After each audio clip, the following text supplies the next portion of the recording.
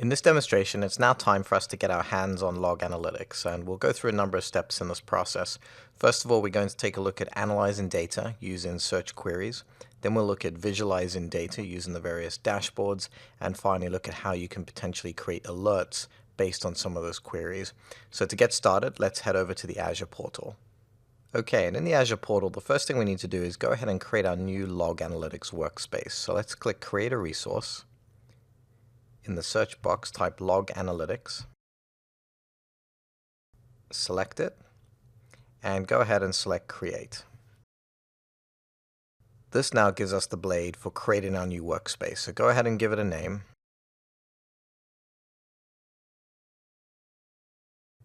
Choose your subscription, along with a resource group to put that workspace in. In my case, I'm going to use SL-operations, and choose a location. You will notice that there's not a lot of locations here. For the US, primarily you'll just use East US. There are Canada, UK, etc., other regions there if needed. Go ahead and choose your pricing tier, and just note, you've got three options. You've got the free tier, the per node OMS licensing, and per gigabyte standalone. The free tier will be enough for any demos you try to do yourself here, as this allows up to 500 gig free to get started with OMS. So select the free tier and click OK, and click OK again, and that will now begin provisioning our workspace. And this is basically where all of our data is going to go into from all the different data sources that we connect in. It's also where we're going to create our dashboards and queries and everything else there as well. So we'll fast forward as this completes. It usually takes about 3 to 4 minutes for it to completely provision the workspace. Alright, and we can see that our deployment succeeded. We can go ahead and select that, and this should take us directly to our log analytics page, and then we can go ahead and select our workspace, which you'll see in the bottom. Okay, and now we're in our log analytics workspace, and a couple of things to note. So first of all, in the middle of the screen, you've got this management section. So we've got overview, which we'll see later on, kind of gives you an overview dashboard, log search, which is going to be where we primarily spend a lot of our time, the OMS portal, and the view designer as well for designing various views. But before we can actually make any use of this, we do need to configure some data sources. So on the left hand side, let's scroll down all the way down to data sources. And you can see there that we have virtual machines, storage account logs, Azure activity log, etc. Let's start by just configuring a couple of virtual machines to be data sources for this workspace. So we select virtual machines. You'll see we have a couple of virtual machines there, and you'll notice that I've got Linux VM01, Windows VM01. They are not connected to any workspace, but if I look at SLDC01, that was previously connected to another log analytics workspace. And if I want to, I can go into this one, disconnect it from the previous workspace. That'll take a moment, and when that's complete, I can then connect it to this workspace, so the logs start to come into this log analytics workspace.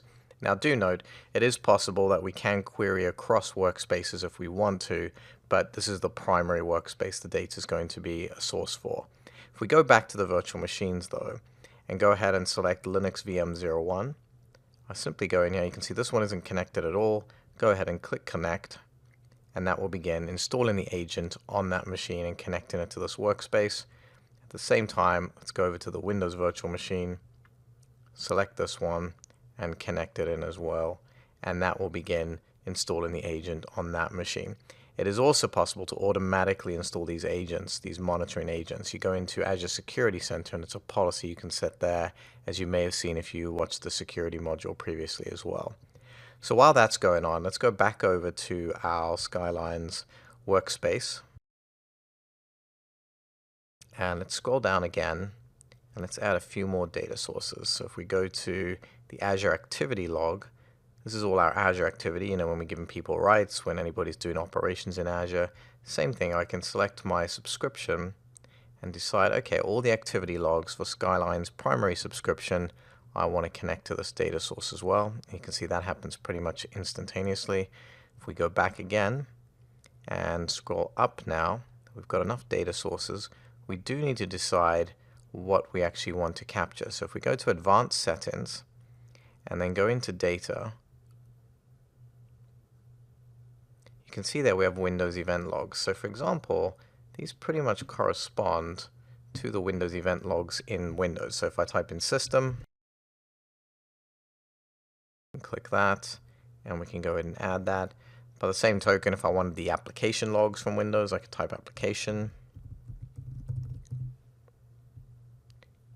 add those in, and let's add some Windows performance counters as well. So let's go in there, and it's got the defaults already available for you there. All you have to do is just choose which ones you want, or just select this box, and that will add all of them. So that means all the performance data for reads, writes, CPU processor time, all of that will now be sent to Log Analytics. Okay, and lastly, let's go ahead and save that. And that's confirmed as saved. And then we'll fast forward here while we just wait for those agents to install, and then we can go through some of the queries. Alright, so a couple of those Windows machines now have their agents installed and are connected to the workspace. So I'm going to go ahead and show you a couple of log searches that you can use. So go ahead and select log search. And first thing to note is you do have an option. You can do your log searches straight away in this section of the portal, or you can click analytics, which I'll go ahead and select. This opens up a new portal for you and allows you to do multi-line queries, more advanced. There's a lot more you can do in this section. It gives you a lot more details on functions, all the different categories that you can choose from, all the different fields and tables basically that are in the Log Analytics workspace. But to begin, I'm just going to go back to log search itself and just start off with some basic queries. It is important to slowly build up on the query language. You don't need to know too much for the course, but if you do want to get a little bit more advanced with it, on the right hand side are all these getting started links. So there's a query cheat sheet, there's a getting started with query section, there's a whole website. Actually, if we select this, and it takes you to docs.loganalytics.io, and this is a whole learning section, so you can click learn, getting started, a whole bunch of queries here. There's a whole bunch of examples that you can use. There's a whole bunch of videos as well. So plenty of material out there to get started. Microsoft obviously wants people to use this tool, and so they put a lot of effort into kind of getting people ramped up on it. But let's go back to log search, and let's start to look at the beginning of this. Let's just start by saying, okay, I want to look at all collected data. So it's going to put in a query called search and then a star at the end, and this literally just pulls in all our results. So you can see there's 2,000 results. This is data that started to come in from the various systems we have. In fact, you can see the very first one on the right, Windows VM 01. This is coming from the object, the network adapter, and it's the bytes received per second. Now on the left, you'll notice that you've got the types. So we chose to ingest performance logs, event logs, Azure activity, and heartbeat comes as part of the Windows logs that we brought in. So the real key thing here is if you want to just look at the performance logs, you can click perf and go ahead and scroll down and click apply. And that's now going to just filter that out into just those performance logs. And you can also choose to look at it in a table as opposed to the list view if you want to get an easier look at things. Now the other thing you can do in the query box, instead of typing in search star where type equals perf, if you know the table that you're looking for, so in my case I might just be looking for everything to do with perf, I can just type in perf and go ahead and select run, and there's my results for that. If I just want all the detail on heartbeat, I can type in heartbeat, go ahead and select run, and that's now just going to bring up all those heartbeat pieces of information that we have. In fact, let's select one of these. Let's go ahead and select the first one. And a heartbeat is just when the agent checks in. So if we scroll down, this is a timestamp, so 10:15 based on the time zone this is in. It's connected in. There's the IP of it. There's the computer. It's a Windows machine, etc. If I go back to list view, the other thing to notice is you can see that all these items are clickable here. So if I say, okay, I just want to know about heartbeats on this computer, I can click this, and you can see that it searches Windows VM 01. I can also do it the other way. I can take this away and say, I can pipe it to where computer, and if I start typing it in, you can see it's got IntelliSense built in, equals Windows VM 01. Select run, and you'll notice that doesn't work immediately, and that's because it's case sensitive. So I do need to go in here and change this to all caps because I built my machine with all caps. Now I can select run, and that will pull that back. So that's heartbeats where computer is Windows VM 01. Okay, so let's build on this a little bit more. So perhaps I want to just look at where the time generated was within the last day. So I can go ahead and pipe this query to another one and say, okay, the results of that where, I can put time generated. I can say greater than ago is the term we use in log analytics. And I can do like 1 day, I could do 1 week, 1 month, 1 year, etc. But I'm going to choose 1 day and select run. And you can see I still get my 11 results. If we try 1M, we get nothing. If we try 1 hour, we can see we still get 11 results because all of those heartbeats came within the last hour. Let's take a look at another one then as well. So let's switch off heartbeat and go for something around event. So I can say event and hit run on that.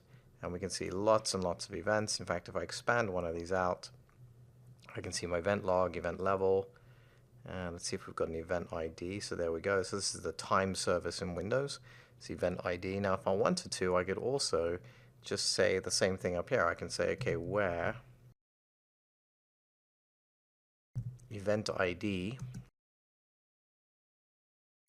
equals, and then just give it my Windows event ID number that I'm looking for. So if I say like 7036 as an example, I'm going to get all those events.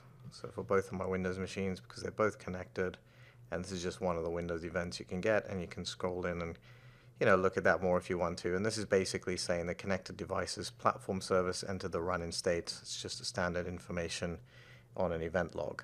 If we want to also, we can get a little bit more creative and start to render things like time charts. Maybe I don't want to, keep looking at things in tables like this. So I can delete this, and let's do a chart of CPU utilization of all VMs in the past day. So we're going to type in perf.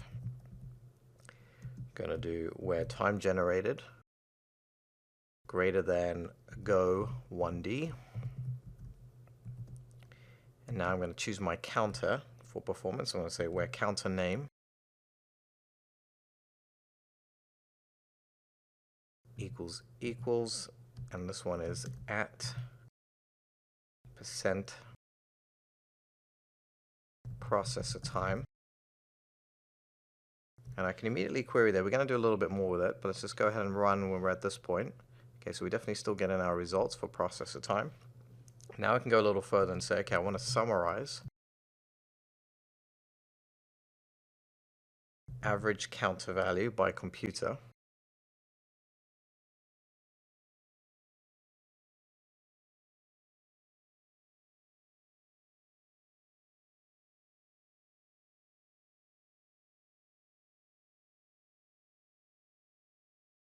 And I'm going to render this as a time chart.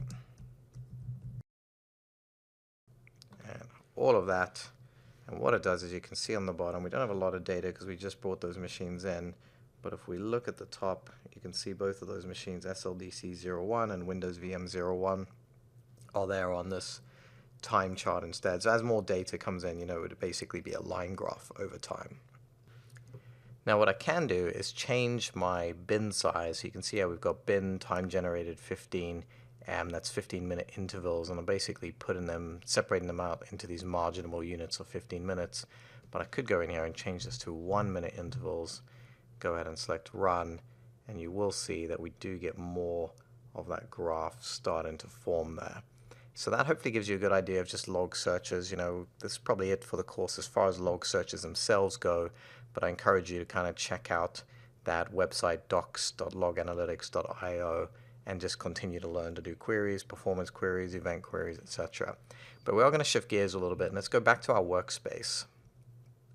And let's now take one of these queries and let's just build a very simple dashboard for this. So if we go into View Designer, this is one area we can do it. And essentially we can say, okay, here's an overview tile, so that I want to position on the top of my dashboard, and that goes in this overview section on the right here. And then under View Dashboard, this is where I put additional widgets that I might want to use. So we'll just do a couple of very basic ones. Let's just take the donut one, select that, and you can see that comes up and it's already populated. There's a query on the right hand side. If you scroll down, you can look at that query.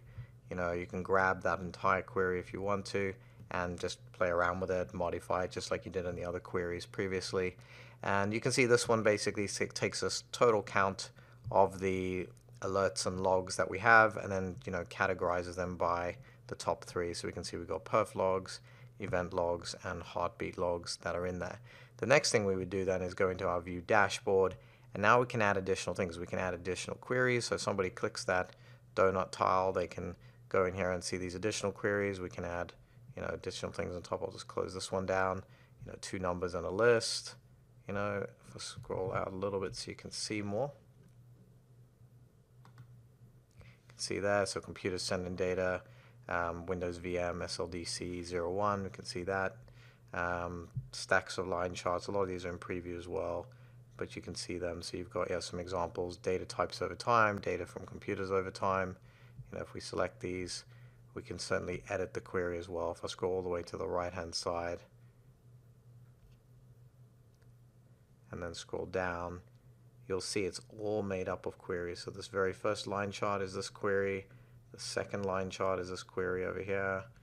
Scroll further down, we've got that third chart, and that's another query. So you can go ahead and build those queries in the query designer. You could go into the larger view. If I go up to the analytics view, we can go in here. Again, there's some example queries, like all events by time generated. You can double click these, run these. It's going to give you all that data, in the bottom here.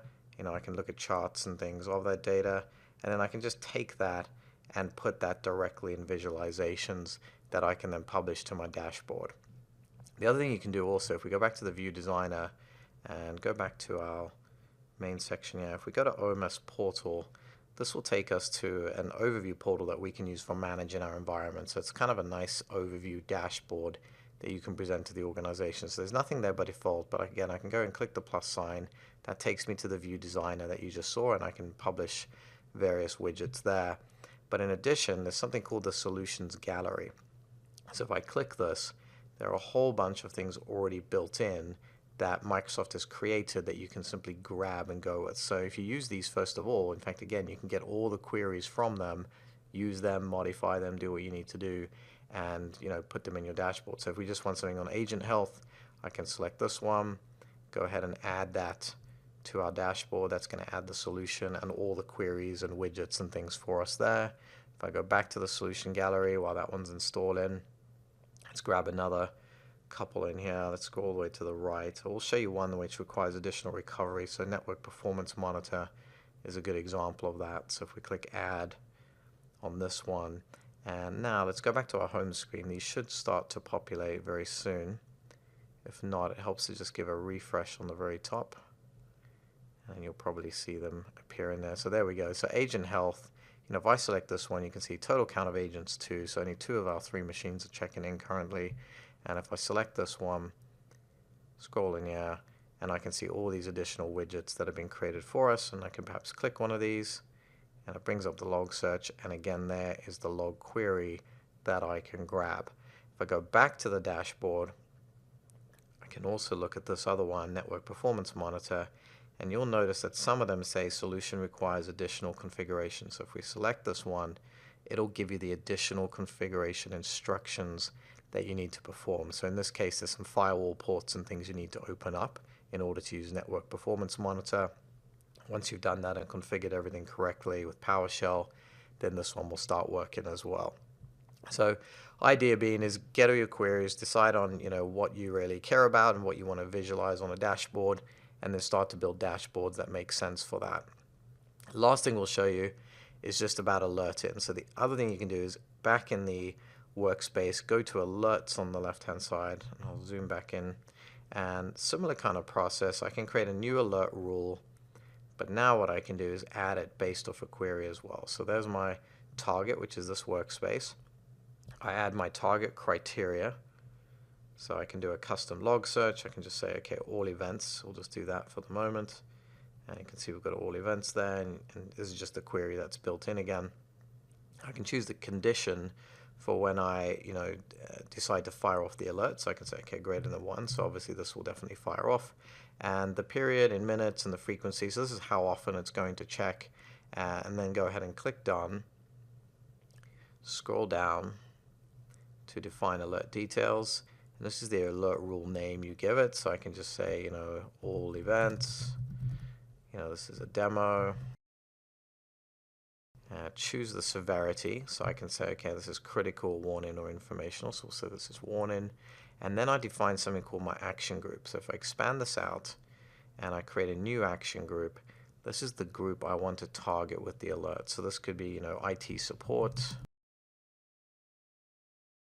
And I can say, okay, this is all my subscription, my resource group. Here's my unique actions. So I can say email team. And I can say my action type might be to send an email. The other things to look at those, you've got a option for a webhook. You can do ITSM connection, so to things like ServiceNow. And then I've also got automation runbook. So perhaps I don't just want to notify someone, perhaps I want to take some action in response to this event. I would use an automation runbook. If I want to talk to a web service endpoint, I can use a webhook. If I want to just create a change ticket or something to say, hey, this happened, I can create an incident ticket in many cases, not just a change ticket. I could do that and then create my change ticket if the automation runbook executes. And then, or I could just email, right? So I can select the email, choose the details, so email teams. In my case, I'll just put in, nick.collier@skylinesit.com. I can send text message if I want to as well. Select OK, select OK again, and that's my group completed. Once that's created, we should be able to move a little further. It takes about 10 or 15 seconds here. There we go. Choose my email subject, and I can just put a, alert from Azure. Again, I can customize these. And one thing I do need to still do, I created my action group, but I still need to select it. So we'll hit select action group, select IT support.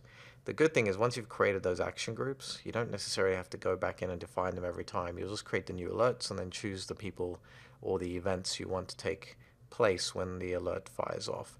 So I go ahead and click create alert rule, and that will now create that alert rule. So whenever those events trigger, in this case this query is just grabbing all these events, and when it's greater than 1, it's going to fire an alert off to me.